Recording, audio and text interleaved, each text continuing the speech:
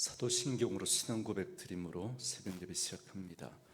전능하사 천지를 만드신 하나님 아버지를 내가 믿사오며 그 외아들 우리 주 예수 그리스도를 믿사오니 이는 성령으로 잉태하사 동정녀 마리아에게 나시고 본디오 빌라도에게 고난을 받으사 십자가에 못 박혀 죽으시고 장사한 지 사흘 만에 죽은 자 가운데서 다시 살아나시며 하늘에 오르사 전능하신 하나님 우편에 앉아 계시다가 저리로서 산자와 죽은 자를 심판하러 오시리라. 성령을 믿사오며 거룩한 공회와 성도가 서로 교통하는 것과 죄를 사하여 주시는 것과 몸이 다시 사는 것과 영원히 사는 것을 믿사옵나이다. 아멘. 이 아침에 우리에게 주시는 하나님의 말씀은 사무엘하 5장 11절에서 25절 말씀까지입니다. 사무엘하 5장 11절에서 25절 말씀까지. 사무엘하 5장 11절에서 25절 말씀까지입니다. 말씀 찾으셨으면 한 목소리로 같이 읽습니다. 두로왕 히람이 다윗에게 사절들과 백향목과 목수와 석수를 보내매 그들이 다윗을 위하여 집을 지으니 다윗이 여호와께서 자기를 세우사 이스라엘 왕으로 삼으신 것과 그의 백성 이스라엘을 위하여 그 나라를 높이신 것을 알았더라. 다윗이 헤브론에서 올라온 후에 예루살렘에서 처첩들을 더 두었으므로 아들과 딸들이 또 다윗에게서 나니 예루살렘에서 그에게서 난 자들의 이름은 삼무아와 소밥과 나단과 솔로몬과 이팔과 엘리수아와 네벡과 야비아와 엘리사마와 엘라다와 엘리벨렛이었더라. 이스라엘이 다윗에게 기름을 부어 이스라엘 왕으로 삼았다 함을 블레셋 사람들이 듣고 블레셋 사람들이 다윗을 찾으러 다 올라오매 다윗이 듣고 요새로 나가니라. 블레셋 사람들이 이미 이르러 르바임 골짜기에 가득한지라. 다윗이 여호와께 여쭈어 이르되 내가 블레셋 사람에게로 올라가리이까 여호와께서 그들을 내 손에 넘기시겠나이까 하니 여호와께서 다윗에게 말씀하시되 올라가라 내가 반드시 블레셋 사람을 네 손에 넘기리라 하신지라. 다윗이 바알브라심에 이르러 거기서 그들을 치고 다윗이 말하되 여호와께서 물을 흩음 같이 내 앞에서 내 대적을 흩으셨다 하므로 그곳 이름을 바알브라심이라 부르니라. 거기서 블레셋 사람들이 그들의 우상을 버렸으므로 다윗과 그의 부하들이 치우니라. 블레셋 사람들이 다시 올라와서 르바임 골짜기에 가득한지라. 다윗이 여호와께 여쭈니 이르시되 올라가지 말고 그들 뒤로 돌아서 뽕나무 숲을 맞은편에서 그들을 기습하되 뽕나무 꼭대기에서 걸음 걷는 소리가 들리거든 곧 공격하라. 그때 여호와가 너보다 앞서 나아가서 블레셋 군대를 치리라 하신지라. 이에 다윗이 여호와의 명령대로 행하여 블레셋 사람을 쳐서 게바에서 게셀까지 이르니라. 아멘. 오늘은 함께 읽으신 사무엘하 5장 11절에서 25절 말씀을 중심으로 묻고 또 묻고라는 제목의 말씀으로 잠시 은혜를 나누겠습니다. 다윗은 30세 왕위에 올라 헤브론에서 유다의 왕으로 7년 6개월 동안 그리고 온 이스라엘의 왕으로서 33년 동안 도합 약 40년 동안 왕위에 있었습니다. 요수아와 갈렙도 차지하지 못했던 여부스 사람들의 성, 여부스 성이죠. 그런데 우리가 예루살렘으로 알고 있는 그 성입니다. 그 성을 빼앗고 시온 산성을 다윗 성이라고 불렀고, 그래서 수도를 헤브론에서 예루살렘으로 옮기게 됩니다. 그래서 5장 10절 어제 본문 말씀처럼 다윗은 점점 더 강성해져 갑니다. 이제 오늘 본문의 말씀은 그렇게 다윗이 점점 더 강성해져 가는 그런 모습을 구체적으로 언급해 주고 있는데요. 먼저 11절 말씀해 보시면 두로 왕 히람이 다윗에게 사절들과 백향목과 목수와 석수를 보내매 그들이 다윗을 위하여 집을 지으니 그럽니다. 두로 왕 히람이 다윗에게 사절단을 보내고 백향목과 목수와 석수를 보내서 다윗을 위해서 궁전을 지어 줍니다. 그러니까 만군의 여호와와 함께한 다윗은 이제 이스라엘을 넘어서서 국제적인 인물로 급부상하고 있다라는 걸 잘 보여주고 있는 것입니다. 두로는 이스라엘의 북쪽 지금의 레바논 지역입니다. 당시 지중해 해상 무역을 주도하고 있었던 아주 막강한 그런 힘을 가지고 있었던 나라였습니다. 이런 두로 왕이 다윗을 위해서 왕궁을 지어 주었다는 건 그만큼 다윗의 왕권과 그리고 견고한 왕정 국가로서의 국제적인 위상을 잘 보여주고 있는 것이라고 할 수 있겠습니다.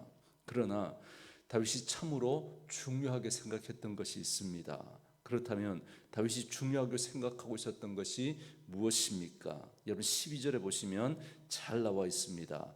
다윗이 여호와께서 자기를 세우사 이스라엘 왕으로 삼으신 것과 그의 백성 이스라엘을 위하여 그 나라를 높이신 것을 알았더라 그럽니다.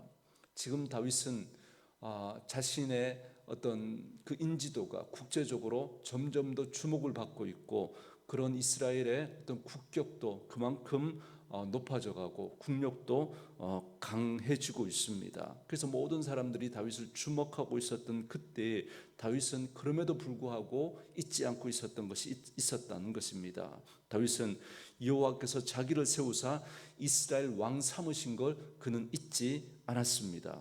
뿐만 아니라 여호와께서 그 백성과 이스라엘을 위해서 그 나라를 높이신 것을 그는 분명히 알고 있었다라는 것입니다.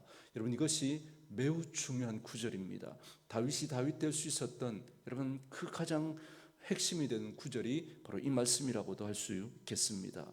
다윗은 지금까지 어린 목동 시절부터 사무엘 선지자에게 기름 부음을 받은 이후에 골리앗과의 싸움에서도 그리고 아말렉과의 싸움에서도 블레셋과의 싸움에서도 심지어 사울에게 쫓겨다니던 그 망명 그 시기에서도 다윗은 늘 생각했던 것이 하나님이 나를 다스리시고 주관하신다라고 하는 이 생각 다윗은 늘 잊지 않았던 것입니다. 그렇게 끈질기게 자기를 죽이려고 하던 그 사울 왕을 피해서 엔게디 동굴에서 그리고 십 광야에서 그의 옷자락을 베고 또 물병과 창만 취하고 사울을 죽이지 않고 살려두었던 이유도 하나님이 자신의 인생을 주관하고 있었다라고 하는 그 사실을 잊지 않았기 때문입니다. 만약에 스스로 자기 인생을 자기가 만들어 간다라고 그렇게 생각했다면 다윗을 죽이고 자기가 당장이라도 이런 고난을 끝내고 왕위에 올라갔어야 맞습니다. 그러나 다윗은 그렇게 하지 않았습니다. 그리고 지금 더 놀라운 건 지금 다윗은 자기의 인생의 최고의 전성기 그 승리의 자리에 있음에도 불구하고 다윗은 정확하게 자신이 누구인지를 기억하고 있습니다. 그리고 그 하나님을 잊지 않고 있습니다. 스스로 자만하거나 교만하지 않고 자신을 왕으로 세우신 분이 하나님이다라는 사실을 잊지 않고 있었던 것입니다. 이것이 바로 오늘 우리가 다윗의 인생을 통해서 배워야 할 중요한 믿음의 삶의 태도와 자세입니다. 사랑하는 성도 여러분, 나의 나된 것은 하나님의 은혜라는 사실을 여러분 잊지 마시기 바랍니다. 그리고 내 삶의 모든 순간에 하나님이 늘 주권자가 되시고 우리의 삶을 붙들고 인도하고 계신다라는 이 사실을 여러분 잊지 않고 늘 감사할 수 있는 저와 여러분 될 수 있기를 주의 이름으로 축원합니다. 그리고 13절에 보니까 다윗이 헤브론에서 예루살렘으로 올라온 이후에 많은 처첩을 두고 또 아들과 딸들이 다윗에게서 나게 됩니다. 그리고 14절부터 16절까지는 그렇게 그의 자녀들을 소개하면서 그의 자손들이 번성하게 되었다라는 걸 소개하고 있습니다. 그러나 이때 다윗을 위협하는 세력이 등장합니다. 늘 성공과 위기는 같이 오게 됩니다. 그래서 다윗을 위협하는 그런 세력이 등장하는데 가까이 있었던 블레셋입니다. 이들은 사울로부터 승리를 얻은 후에 늘 이스라엘을 예의주시하고 있었습니다. 그런 블레셋에게 다윗이 온 이스라엘에 그 통일 이스라엘의 왕이 되었다라고 하는 이 소식은 그들에게는 여간 위협적으로 들리지 않았습니다. 그들이 생각했던 최악의 시나리오일 수 있습니다. 일찍이 다윗이 사울의 장수로 나가서 블레셋과 싸운 그 전쟁에서 거둔 승리만 해도 여러분 얼마나 많습니까?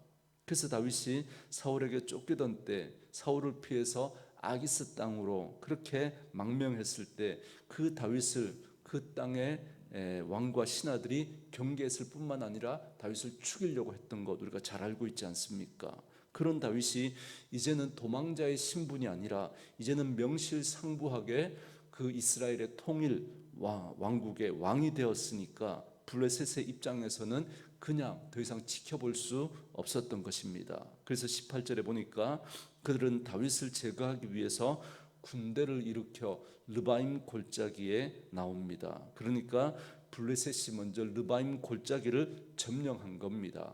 그래서 이 르바임 골짜기는 어떤 지리적으로 그 예루살렘과 이 남쪽 유다를 연결하는 그 엘라 골짜기의 그 연결 통로입니다. 그러니까 다윗이 이스라엘의 통일 왕국이 되긴 했지만 여전히 갈등이 있었거든요.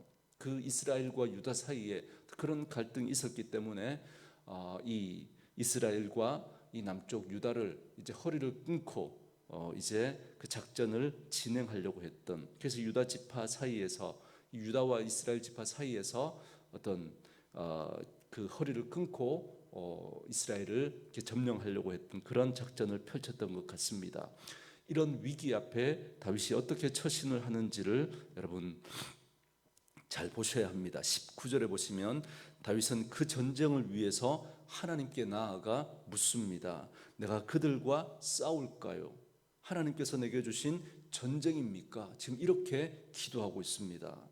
여러분, 저는 이 말씀을 보면서 어찌 보면 이게 다윗의 기도가 유체 이탈 화법처럼 그렇게 들렸습니다.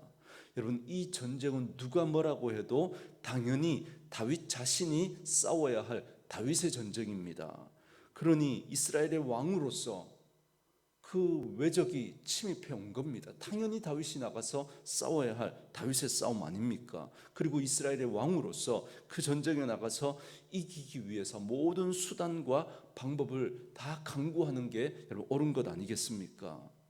그리고 만약에 다윗이 하나님 앞에 기도한다면 하나님 내게 힘을 주셔서 이 전쟁에서 이기게 해 주십시오. 그렇게 기도하는 게 맞지 않겠습니까? 그런데 다윗이 지금 첫 번째 싸움에서도 그렇고 또 뒤이어 나오는 두 번째 싸움에서도 다윗이 하나님 앞에 여러분 기도하는 모습을 보면 싸움에 대해서 이길 걸 구하지 않고 하나님의 뜻을 묻고 있습니다.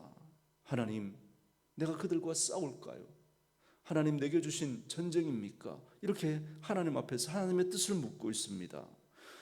여러분, 이 모습은 자신의 삶을 살아가는 다윗의 태도와 자세가 어떤 것인지를 잘 보여주고 있습니다.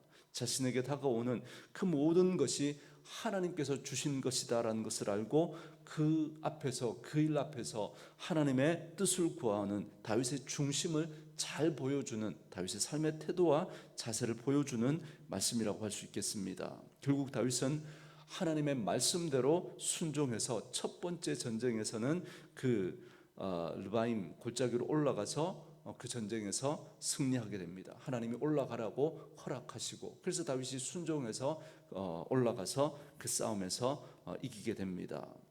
그리고 두 번째 전쟁에서는 이번에는 올라가지 말고 뒤로 돌아가서 뽕나무 숲을 맞은편에서 기습하라고 하십니다. 그래서 역시 하나님의 말씀대로 순종해서 다윗은 이 두 번째 전쟁에서도 승리를 거두게 됩니다. 여러분, 여기서 우리가 다시 한번 깨달을 수 있는 건 하나님의 방법은 언제나 동일하지 않다는 겁니다. 그렇기 때문에 우리가 방법에 매일 이유가 없는 것입니다. 그때 하나님은 역사하시는 방법이 다릅니다. 여러분, 성령의 역사도 마찬가지죠. 어떤 사람은 이렇게, 어떤 사람은 저렇게 역사합니다. 내게 맞다고, 당신께 틀렸다고 그렇게 우리가 주장할 이유가 전혀 없는 것입니다. 하나님은 각 사람의 따라서, 그 상황에 따라서 하나님은 언제든지 다양한 방법으로 역사하시는 분이십니다. 여러분, 동일한 방법으로 이렇게 해야만 승리한다, 여러분 그런 것이 없습니다. 늘 말씀드리지만 방법이 중요한 것이 아니라 여러분, 믿음은 태도와 자세의 문제입니다. 하나님 앞에서 우리가 어떤 중심을 가지고 하나님 앞에서 그 중심을 가진 내가 보여드릴 수 있는 삶의 태도와 자세가 어떤 것인지 하나님 앞에 보여드리면 되는 것입니다. 하나님이 그걸 보시는 것이죠. 그렇기 때문에 중요한 건 매번 하나님께 기도하고 그분의 뜻을 구하는 다윗이 보여주었던 이 삶의 태도와 자세입니다. 이걸 우리가 배워야 합니다. 저는 말씀으로 이 하루를 시작하는 저와 여러분들도 이렇게 하루하루를 하나님께서 우리의 삶을 주관하고 계신다는 사실을 여러분 꼭 기억하시고, 그렇기 때문에 내게 순간순간 다가오는 그 모든 일들도 하나님의 섭리와 뜻 가운데 있다는 사실을 여러분 꼭 기억하시고, 그 속에서 하나님의 뜻을 물으시고 내가 어떤 삶의 태도와 자세를 보여드려야 할지를 또 고민하면서 하나님 앞에서 저와 여러분들의 믿음이 인정받는 그런 분들로 살아갈 수 있게 되기를 주의 이름으로 축원합니다. 그래서 오늘 다윗을 통해서 우리가 깨달을 수 있는 건 다윗의 인생은 다윗의 것이 아니다라는 걸 우리는 깨달을 수 있습니다. 하나님께서 찾아오셔서 그에게 기름을 부어 주시고 고난과 역경을 지나가게 하시고 왕이 되게 하셨습니다. 다윗이 하나님, 내가 이스라엘의 왕 되게 해주십시오, 왕 되게 해주십시오, 여러분 그렇게 기도했던 다윗이 아닙니다. 어느 날 하나님이 다가오셔서 그 인생 가운데 사무엘을 통해서 기름 부어 주셨습니다. 그래서 사울의 미움을 받게 되고 쫓기는 도망자의 신세를 살아가게 되고, 그런 우여곡절 끝에 그가 결국 왕이 되게 하셨습니다. 그리고 왕이 된 그 자리에서 축하와 동시에 하나님은 또다시 대적을 보내십니다. 이런 일들을 통해서 다윗은 일희일비하지 않습니다. 그 순간 잘 되면 막 기뻐하고 못 되면 또 세상이 막 끝난 것처럼 그렇게 좌절하지 않습니다. 기쁨의 자리에서도 하나님께 영광을 돌리고, 근심되고 염려되는 그 슬픔의 자리에서도 하나님의 뜻을 묻습니다. 그리고 그 뜻에 순종해서 안고 일어서는 그런 다윗의 모습을 봅니다. 당장에 있을 것 같은 그런 자신의 이익과 손해 앞에서 그는 흔들리지 않습니다. 그냥 하나님 앞에서 뜻을 묻고 순종하는 다윗의 모습을 우리는 보게 됩니다. 그래서 그저 주어진 그 삶의 순간순간을 하나님께 묻고 하나님과 동행하면서 하나님의 뜻에 따라 한 걸음 한 걸음 그렇게 나아갑니다. 그래서 어떻게 보면 다윗의 그 삶이 가벼울 수 있었던 게 아닐까. 우리가 자꾸 가진 것이 많아지면 자꾸 미련이 많이 남습니다. 뭘 하려고 해도 자꾸 내가 가진 것들을 생각하니까 쉽게 결정을 내리지 못하고 주저하는 그런 모습들을 봅니다. 그러나 다윗이 누구보다도 많은 것을 가지고 누구보다도 높은 자리에 올라갔지만 그는 항상 하나님의 말씀에 순종하는 데 있어서 주저함이 없습니다. 늘 그의 발걸음은 가볍습니다. 바로 이 모든 것이 하나님이 허락하셨고 하나님이 내 인생을 주관하신다라고 하는 그 사실이 분명하기 때문에 다윗의 발걸음이 그렇게 가벼울 수 있었던 게 아닌가 생각하게 됩니다. 그러니까 다윗의 인생은 다윗의 것이 아니라 하나님의 것이다라는 걸 알았던 거죠. 하나님을 믿는 우리 그리스도인으로서 우리 또한 우리는 우리의 인생을 사는 것이 아닙니다.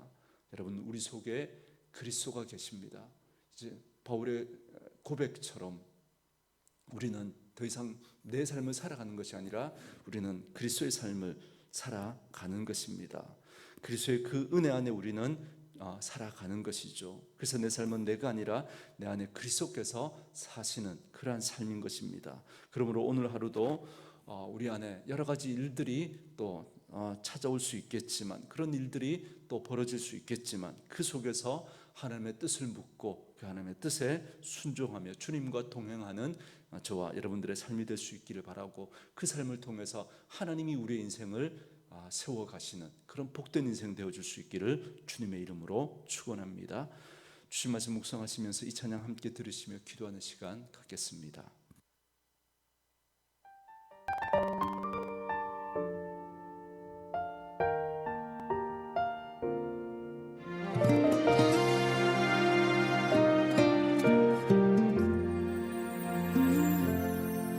내가 걸어온 길 길고도 짧은 길 내 힘으로 걸어온 줄 알았는데 여기까지 온 것도 주가 동행함이라 주님 나와 동행하심이라